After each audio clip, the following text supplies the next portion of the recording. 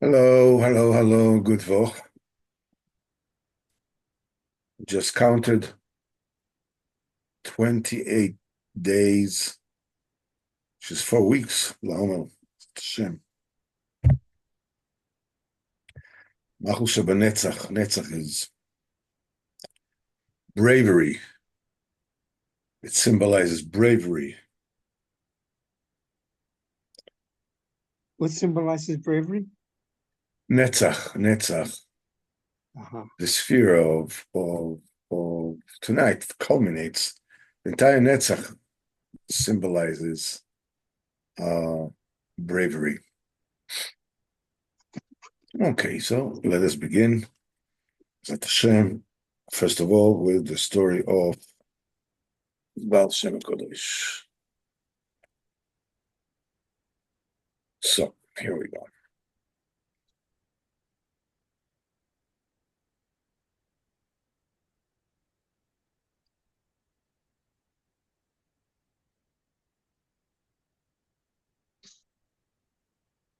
Kodesh Elul.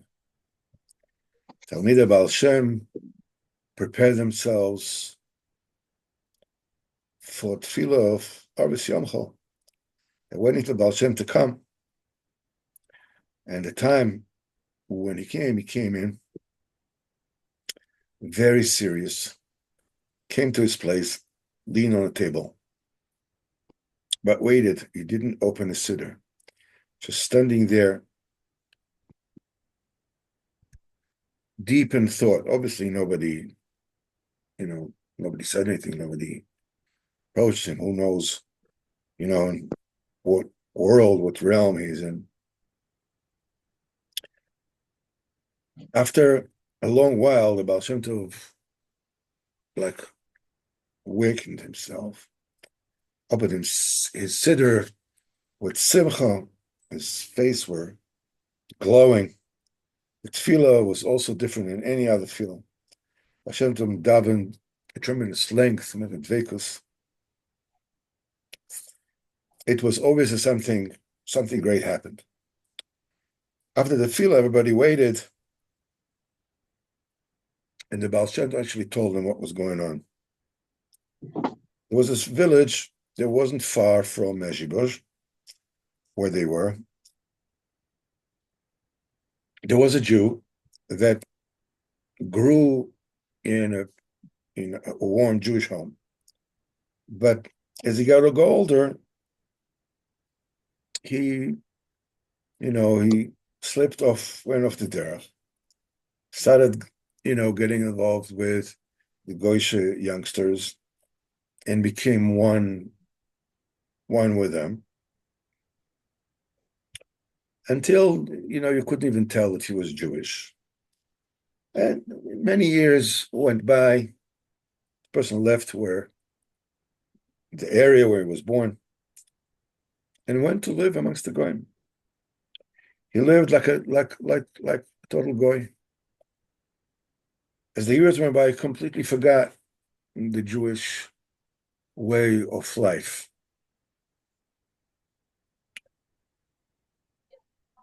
The tefillahs, the minhagim, that 30 full years had passed. One day, this Jew came to one of the Jewish shtetls for business, and he saw there's a big to-do in the streets of the shtetl, and he went to one of the Jews and says, "What's going on?" So this person said, "We're getting ready for something we call Rosh Hashanah. A Jewish Messiah, this is a day where the man was created, and that's the day where the world is judged." And the words, sometimes word entered the heart of this Jew. Maybe it was the word that says by us that really showed him the chasm that opened between him and his source. Maybe it was Judgment Day that awakened him, whatever. But he kept on, he went amongst the merchants of the of the market, and like memories of his childhood started coming up in his mind. And he started becoming, had tremendous longings to his childhood. He remembered Shabbos, Yom Tov, his chef and shul, and the aura of holiness that engulfed everyone. He was overwhelmed with a very deep feeling. Like almost he could almost touch that feeling of Kedusha. He was extremely agitated. Suddenly he felt, this huge turn that he did from these two worlds, how he has basically squandered away a rich world full with content, with life is empty. What is there? There's nothing there. And he's starting really longing to his roots. And he went like this in the streets of this shtetl. Found himself standing by the shul, in front of the shul of the shtetl. And the evening night came down. And the sounds of davening, there were wooden shuls at that time, that's very easily heard outside. Yes. And he stood outside and looked at the Jews that are inside the shul. A tremendous yearning he had to go inside and join the tefillah, but he was embarrassed the way he looked, the way he was dressed, and he looked like a goy. But he couldn't stop himself, so he went to the Ezos Noshim, and he hid behind the curtain, and he looked what was going on in the shul. When the Chazan says, "V'hu racham yichaper avon," Yishboch is all merciful and will atone the sins. It was so recognizable. It was so home. He wanted to join the prayer, but didn't remember the words of the prayer. Was lost years and years ago. And he started crying. When the last of the mispalim left, the person took the siddur and started davening with tremendous kavana. And he put his heart into every single word that he said. And he said, Ribono Shel Olam, I know there's no greater sinner than me. And he started saying all the sins. Usually, Rosh Hashanah, we don't mention the sins. But I know that you are all merciful. And you are Rach Chesed, so please forgive me for everything that I have done, for all my crimes. From now on, I won't repeat it. I really want to become a Jew again.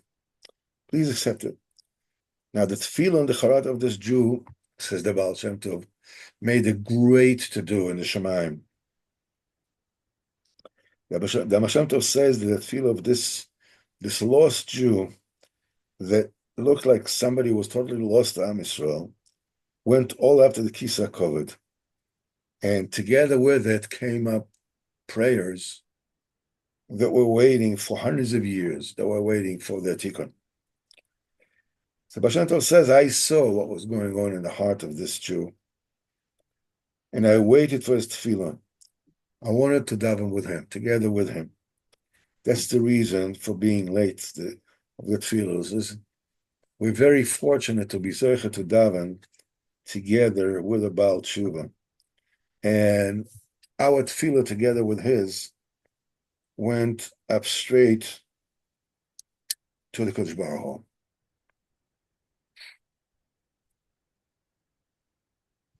The theme of the Baal Tshuva is somebody who is far close, somebody that doesn't know how important it is. It's a theme that is repeated again and again in many, many stories of the Baal Shem HaKadosh.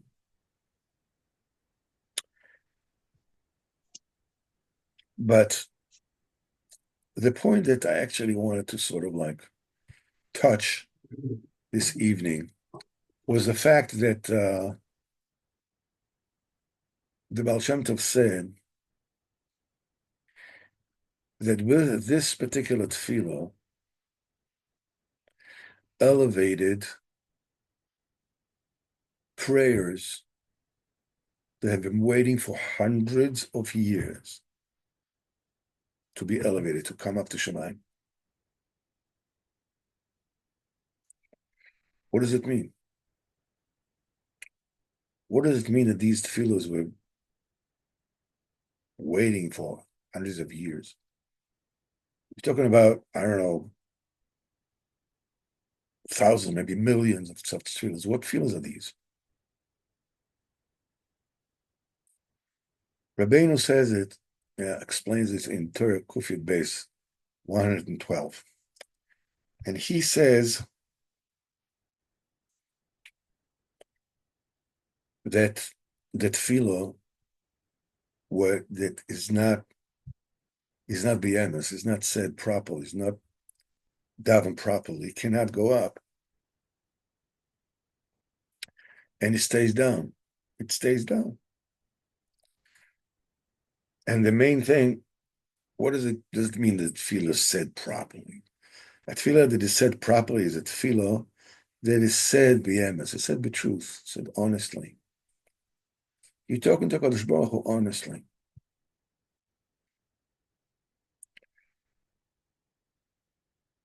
That can go up.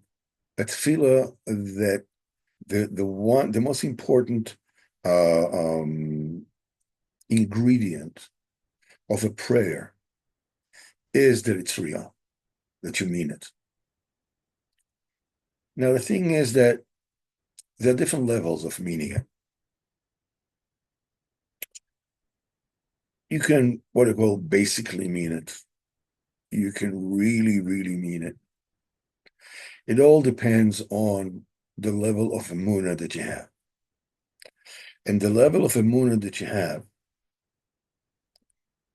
the most important one,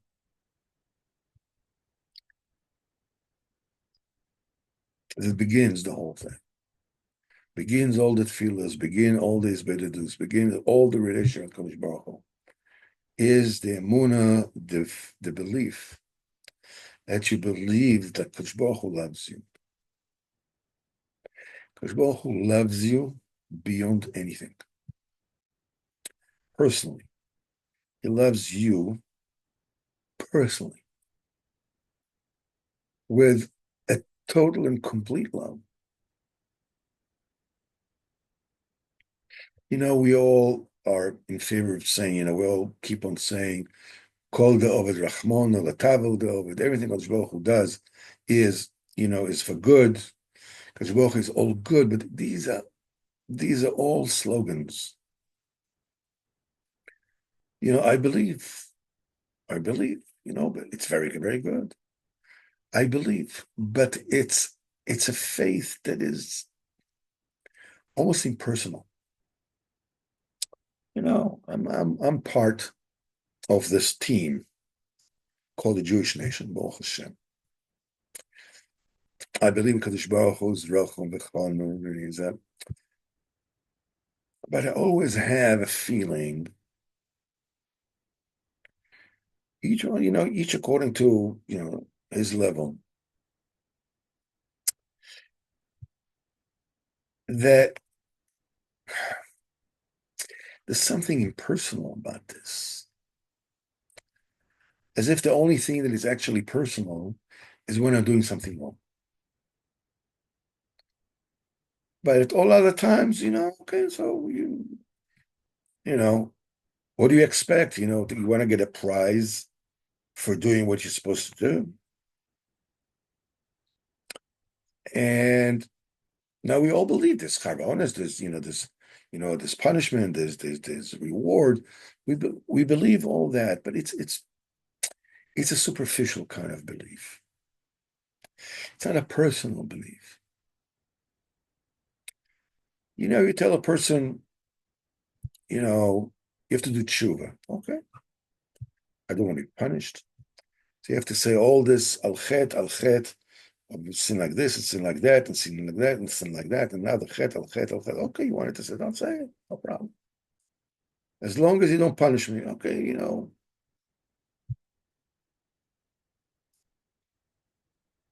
But this is not the impetus for tefillah. This is not what we get your tefillah to be said with truth. Yeah, when it's painful. Okay, so it comes out of your own heart. I understand that. You know, the cause of any pain is always to shake your heart, to wake your heart up. But why get there? Why get to the point that I need to feel pain? What I need to do is I need to get myself to a point of believing that Kosh Baruch Hu loves me.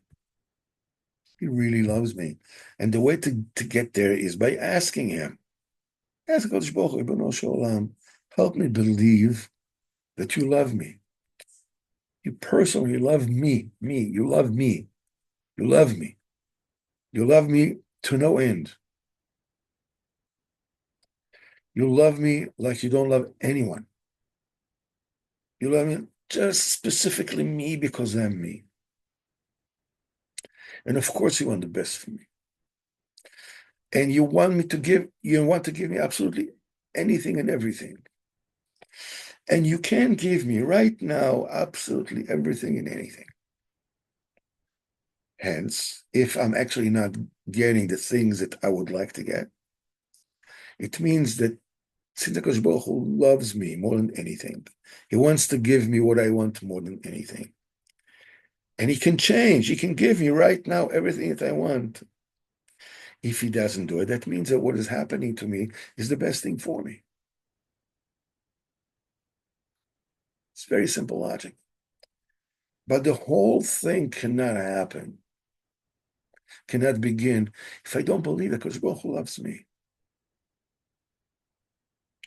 And then you start all kinds of mind games. You want to, belong to the Jewish, klal, and so you develop, this kind of impersonal relationship with the Kodesh Baruch Hu. You're afraid, you don't want to hope because expectations means disappointment, and there's a whole mind game that is going on simply because of one simple thing. I don't believe it because Baruch Hu loves me the way I need to believe. It's not a personal faith. It's a general, it's true, but it's skin deep. In order for me to start talking to him, it has to begin with knowing Kodesh Baruch Hu loves me. The best way to get there is to ask him, and before you ask him, first of all, to say thank you. To say thank you. Ribbono Shel Olam, thank you. Thank you for this, and thank you for that, and thank you for this, and thank you for that. And slowly get to where you are now. Because you get to a certain age when you look backwards, you see that everything that happened to you in your life was all for the good. 100%. Yeah, but what about now? Now it doesn't feel like it's the best time ever. Because my belief that the Kodesh Baruch Hu loves me personally to no end, like hotly loves me, is missing. Now, this is why you connect to the tzaddik. By connecting to the tzaddik, you are able to go under the fence, as it were. That emunah that you have in HaKadosh Baruch Hu, that's the work of the tzaddik. Not Hashem, we'll talk some more, for Lag BaOmer, a little more about what Reb Nosson explains about the greatness of the true tzaddikim. But everything starts and ends with the closest to the tzaddik. Closer to the tzaddik doesn't mean you're closer to somebody else besides the Kodesh Baruch. The closest to the tzaddik means that you are close to Kodesh Baruch. You don't daven to the tzaddik, you daven to Kodesh Baruch.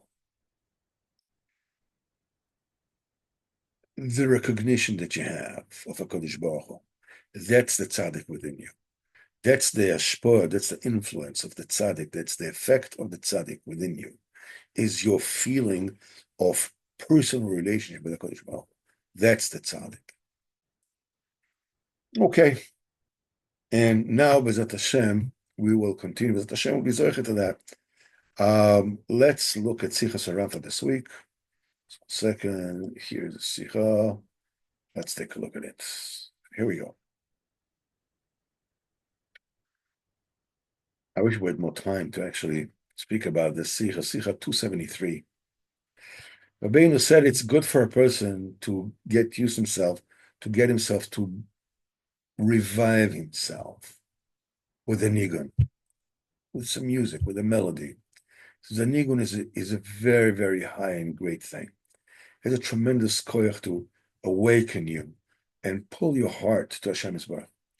Even somebody who can't sing, has a tin ear, couldn't carry a tune even in a basket with a lid on it.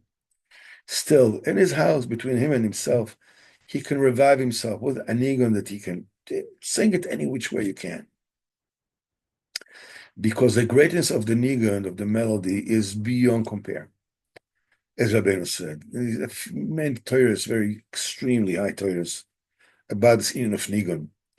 And also look at the end of the Maisa of the seven beggars. It also talks a little bit about this mile of the nigun. It says over there that the main healing of the princess that became ill is through the nigun. The 10 kinds of melodies that is said over there. You should understand very deeply how profound these things are.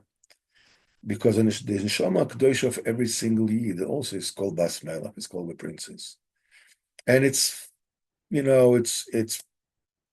put wherever it is, it's every single person, and it's tired, and it's weak, with all the Averis, which is the 10 kinds of arrows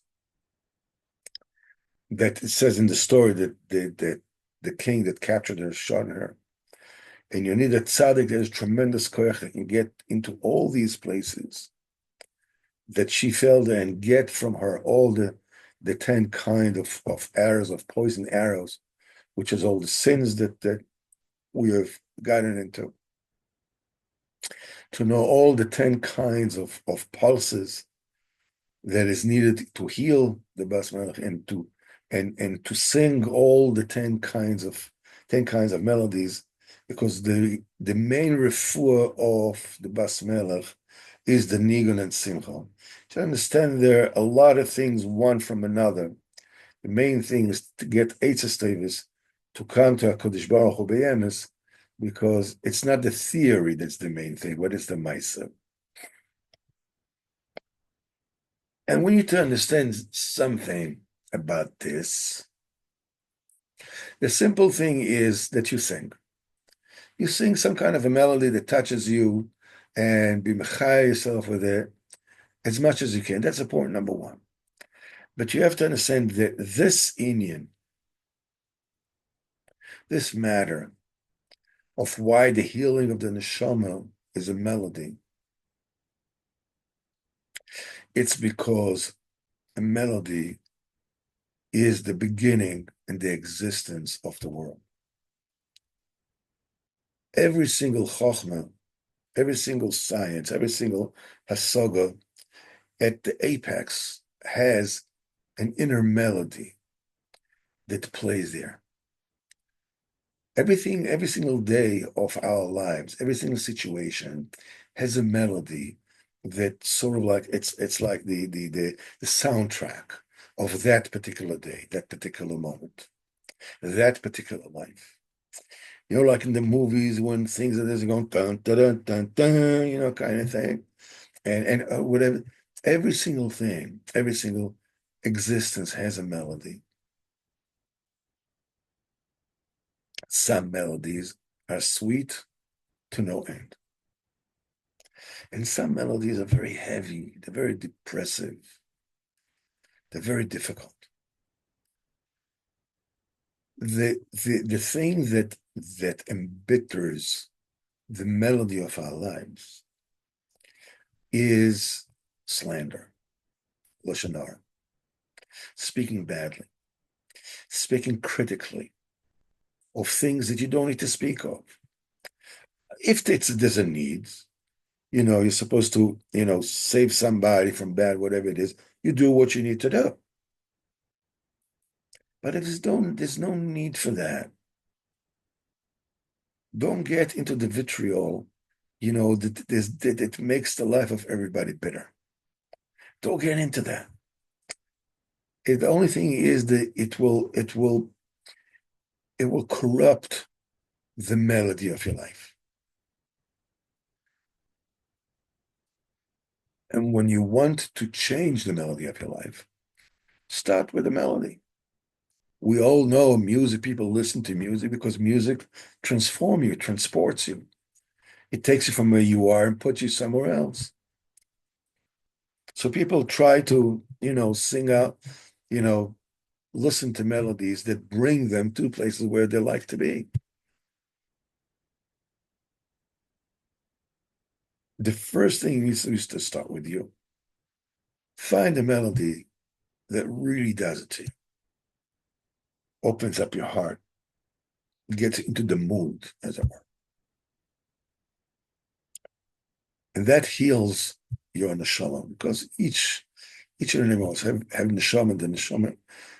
It's the inner part, it's the godly part in us that is banged from all sides. There's a joke there and a comedian there and a slander here and all kinds of, problems. And then the neshama is just tired. You can heal it with a melody. Listen to a melody that speaks to you. A melody, the kedusha, to move you. Hashem Yazor, B'ezrat Hashem, that we will have a whole week. B'ezrat Hashem, we'll start talking in B'ezrat Hashem. Maybe from tomorrow night and on, start talking about Reb Shimon Bar Yochai, like Ba'omer and whatever that's, that is coming in B'ezrat Hashem next week sometime. So I want to wish you and myself, together with you, a very, very good week, a very gebenched week, and a week of healing, melody, a week of feeling and yearning and calling out for the emunah that Hashem loves you, because He loves you. Whether you believe it or not, He loves you. So why miss out? Join the party. There's a whole world waiting out for you. Have a good Tvoch and a good month, B'ezrat Hashem.